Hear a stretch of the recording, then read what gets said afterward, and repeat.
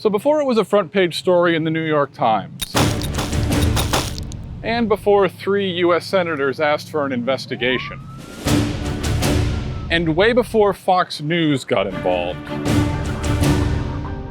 the Fufeng corn mill in North Dakota was a local question, debated by the residents of my city, Grand Forks. A huge benefit. But I don't see any agricultural part For the infrastructure.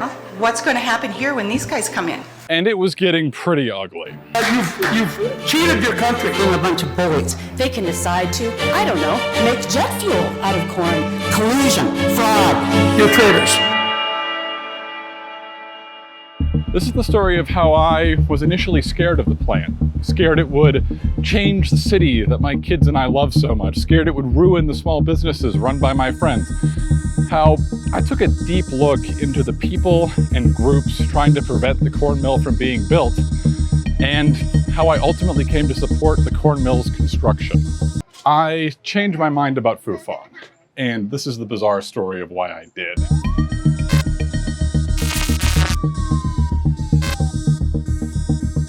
What is happening in North Dakota with something called the Fufeng Group? Well, I think it's certainly the largest investment. We hear more about Chinese land purchases. $700 million is the largest project that I've ever worked on. National security is number one. So you're going to sit for China, or are you going to stand for America?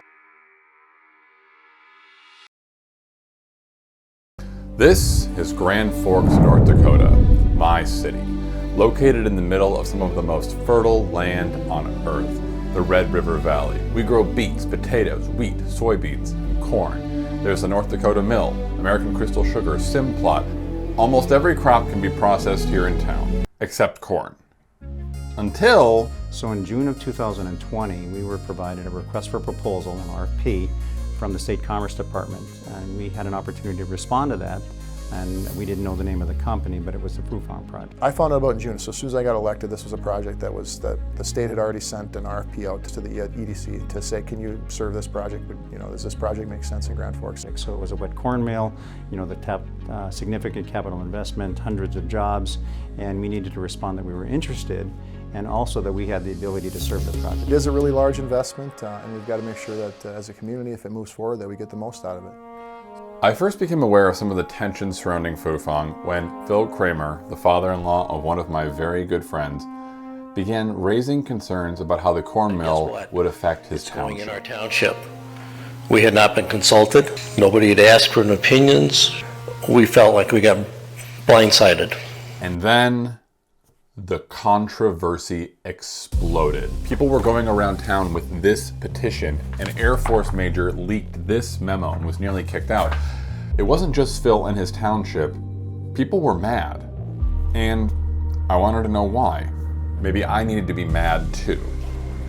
To make this video, I've read hundreds of pages of contracts, development agreements, legal briefings.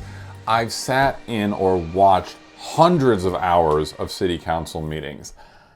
And to be real, I might lose friends and clients from this video.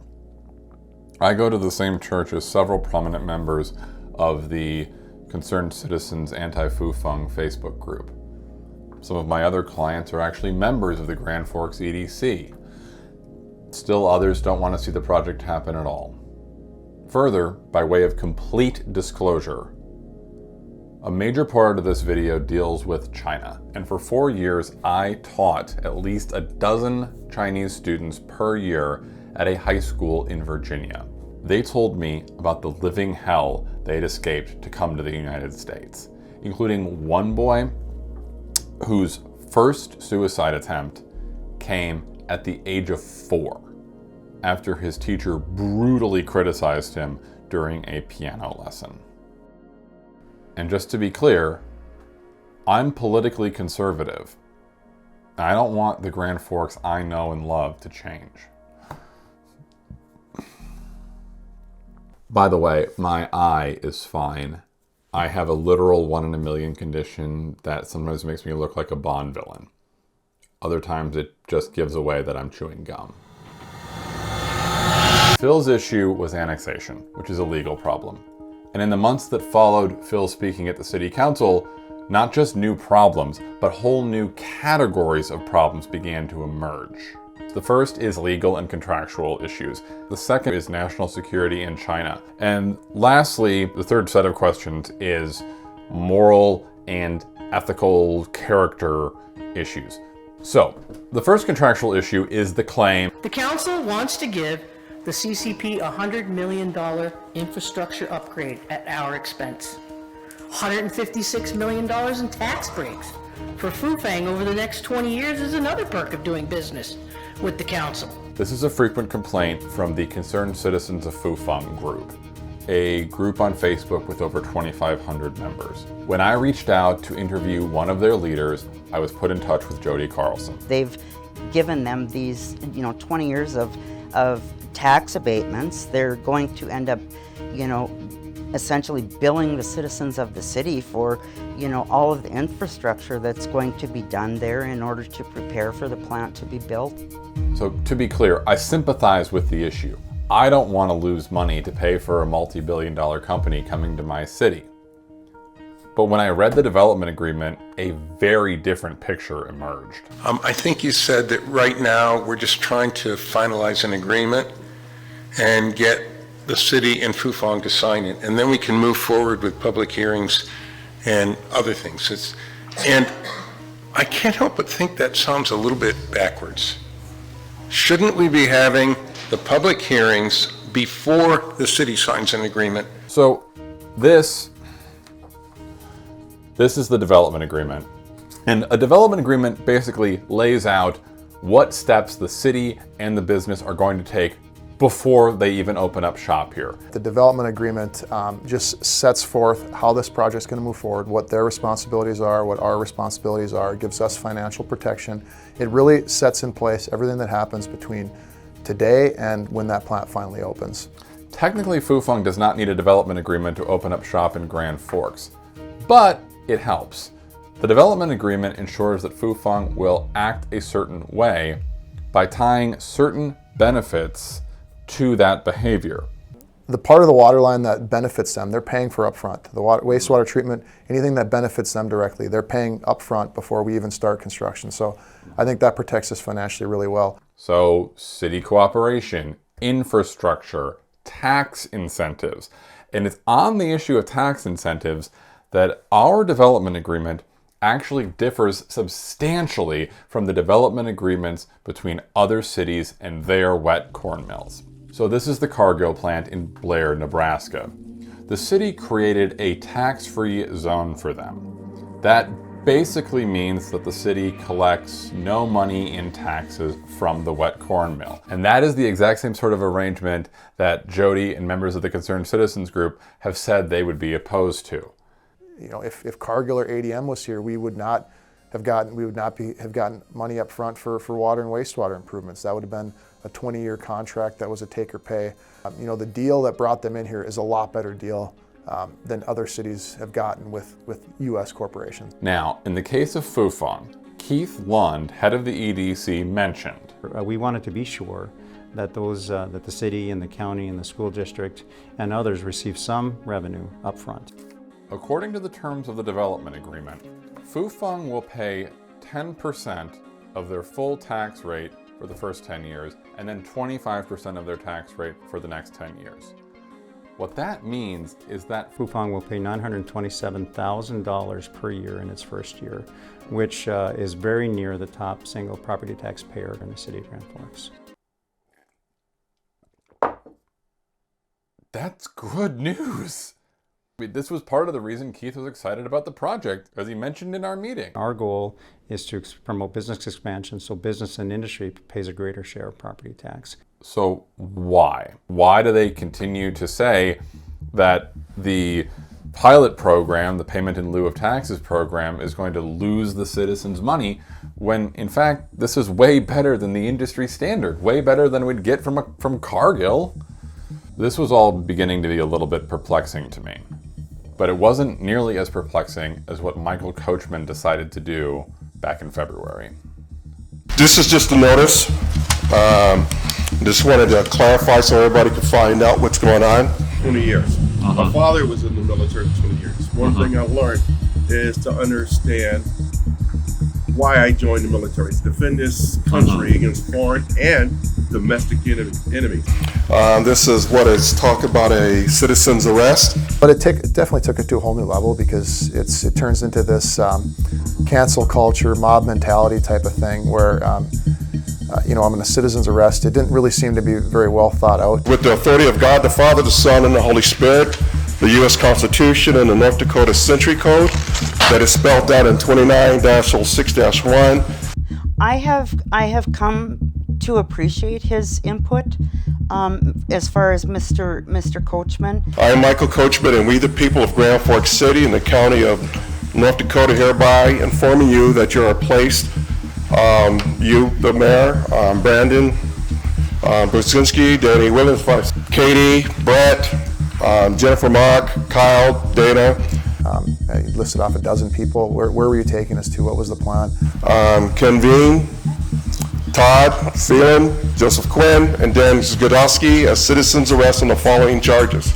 And if you understand China and how they do things, they are very patient.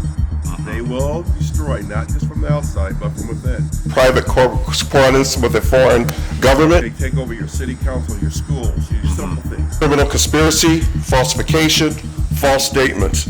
With the following individuals we believe who are co-conspirators: Senator Hoeven, Senator Kramer, Kelly Armstrong, Doug Burgum, Lieutenant Governor Stanford, Bank of North Dakota, the Attorney General's Office of North Dakota, Commercial Department, and any other organization that provide information to said company.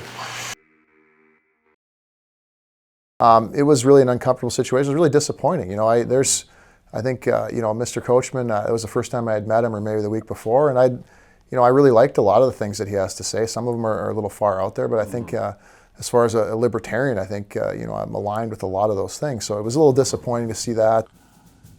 So, in the summer of 2022, Senators Kramer, Hoeven, and Rubio signed a letter asking for Fufeng USA to undergo a CFIUS review. Remember that Senators Hoeven and Kramer were once so supportive of the project that Michael Coachman tried to arrest them. So what changed? If anything, a decisive link to the CCP would be more than enough for me, and I would decisively oppose the project. But after looking into why this Chinese objection has gotten so much airtime and who has been pushing this objection forward, I am more than comfortable decisively saying that I support the project and that these objections really don't have anything to do with China at all. Here's what happened. When I spoke with Jody Carlson, she said that Fufeng is a company that has direct ties to Communist China. It is already owned by the Chinese Communist government, I should say. When I asked her what evidence she had, an important name came up. Well, there's another gentleman that's very involved with this. His name is Ross Kennedy. Ross Kennedy. And he has given us a lot of information and been able to kind of draw out the spider web of the connections with that. Ross Kennedy has been a regular guest on conservative television networks ever since January, when he published this blog post about Fufeng coming to Grand Forks. Welcome, and thanks for tuning in to this Beck News Special Report, China Conquest, Inside Job, Part 12. Belt and Road Comes to the Heartland lays out the major tenets of the case that Fufeng USA is controlled by the Chinese Communist Party. And this eventually led to Marco Rubio taking notice of the story. So what's Ross's case? He tells us that Fufeng USA came to North Dakota before referring to Governor Burgum as CCP favorite. He then writes, one might wonder if Fufeng Group's founder and chairman, Louis Xuanshun, or something like that, I'm really sorry, I don't, shared with the North Dakota luminaries his intention to convert most of the plant's production to export sales no later than 2025. So here's where I really start to question Ross's intellectual integrity. Those are extraordinary claims. They're horrifying if true, but how does Ross know the chairman's intentions? Has he written about it elsewhere? Could he not just even link to his other articles about it? You can't just say things without backing them up. As I was reading through this, I just had to start thinking, yeah, well, that's just like your opinion, man. So then 7 paragraphs in, we get the main piece of evidence that Fufeng is run by Chinese communist personnel. Chairman Li served as deputy to the Shandong Province 12th People's Congress starting in 2003. Ross then claims that Fufeng is a vector of CCP policy because Mayor Li Yonggang, note that's not the same as Chairman Li, emphasized the party's role in building Fufeng's wet corn mill. Okay, the mayor's comments are irrelevant. That's a little bit like saying that Fufeng USA is obviously a vector for Republican Party politics because Governor Burgum and Mayor Bochensky have both praised the plant. That's irrelevant. The key evidence that Fufeng is secretly run by the CCP is that 20 years ago, the chairman served in the regional government. For 5 years, he was effectively a member of the state legislature of his province. So this would be the same as a state senator or a state representative here in North Dakota who is a member of the Republican or Democrat Party trying to say, well, I have no affiliation with the national Republican. Well, no, the apparatus exists for you to carry out the will of the larger body as well as at the smaller level. Politicians at the state and even national level ditch their party allegiances all the time. Look at pro-life Louisiana Democrats. Look at anti-Trump Republicans. And time only exacerbates these differences. 2003 to 2008 is a full 5 years before Xi Jinping came to power in China. Ross ends by noting a very curious coincidence that Fufeng zeroed in on Grand Forks, noting the strategic importance of the Grand Forks Air Force Base. Then the Fox memo leaked. Publications like the New York Post and the Daily Mail were quick to pick up the story, noting that an Air Force major was raising the alarm about Fufeng. This prompted the Air Force to clarify that although he'd published on Air Force letterhead, Major Fox was giving his personal opinion. And with all this press and publicity, Senator Marco Rubio takes notice and pens a letter with Senators Kramer and Hoeven asking for a security review of Fufeng USA. But here's the thing. Fox's memo plagiarizes Ross Kennedy's original blog post. Clicking through, you'll find that the same hyperlinks are used throughout. Key phrases are copied verbatim from Ross, and you'll also find amateurish errors. Fox labels 2 separate paragraphs, paragraph 5, and he gets key facts wrong, writing that Chairman Li served in regional government from 2013 to 2018, while including a screenshot on the same page showing the correct years 2003 to 2008. The one new claim that stands out is a paragraph detailing how the structure of a wet corn mill could, and Fox is very careful to say could, not will, be used to receive satellite transmissions intended for the airbase. I thought this was Fox's own independent contribution to the argument until I read the date of publication. Fox published this memo on April 20th, 2022, and on April 18th, Ross Kennedy said this in an interview with The Blaze. And so being able to co-locate a very low visibility monitoring or even signals capture capability on the infrastructure of a corn mill, for example, there's a lot of metal, there's a lot of towers, and there's a lot of just physical things that would be very easy to sort of lose some low visibility technology. I'm not sure who is copying who, but as a former teacher, neither of these two is getting credit.